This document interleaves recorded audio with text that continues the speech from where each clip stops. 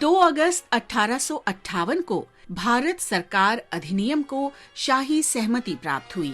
जब 1857 में स्वतंत्रता का पहला युद्ध हुआ तो इंग्लैंड में कंपनी शासन के विरुद्ध कड़वाहट चरम पर पहुंच गई थी। इसने ब्रिटिश सरकार के लिए झटके का काम किया।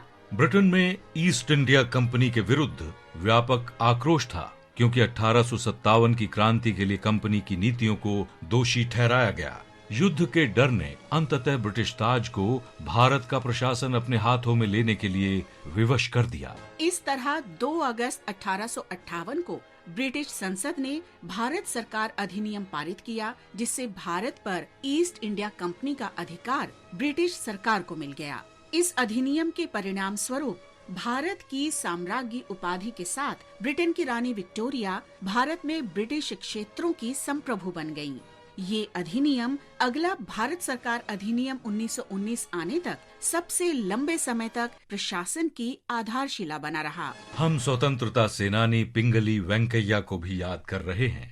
उनका जन्म 2 अगस्त 1876 को आंध्र प्रदेश के कृष्णा जिले में हुआ था। वे विजयवाड़ा में गांधी जी से मिले और उन्हें झंडे के विभिन्न डिजाइनों के साथ अपना प्रकाशन दिखाया।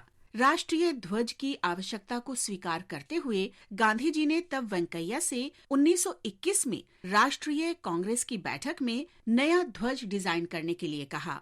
वेंकैया के डिजाइन किए गए इस ध्वज ने टेम्पलेट के रूप में कार्य किया और उसी के आधार पर हमारा राष्ट्रीय ध्वज विकसित हुआ। 2009 में उनकी याद में एक डाक टिकट भी जारी किया गया। 2015 में तत्कालीन शहरी विकास मंत्री एम वेंकैया नायडू ने आकाशवाणी विजयवाड़ा के मुख्य भवन का नाम पिंगाली वेंकैया के नाम पर रखा और इसके परिसर में उनकी प्रतिमा का अनावरण किया। महान राष्ट्रवादी नेता पिंगाली वेंकैया को हमारा शत शत नमन।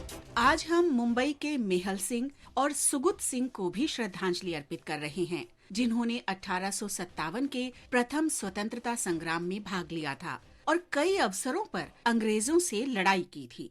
उन्होंने विद्रोहियों के समूह को भी संगठित किया, उन्हें वित्तीय सहायता प्रदान की और उन्हें ब्रिटिश प्रतिष्ठानों पर हमला करने और हथियार खरीदने के लिए अंग्रेजों की संपत्तियों को जब्त करने के लिए प्रेरित किया। मेहल सिंह और सुगुत सिंह को एक कार्रवाई के दौरान कंपनी के सैनिकों ने पकड़ लिया।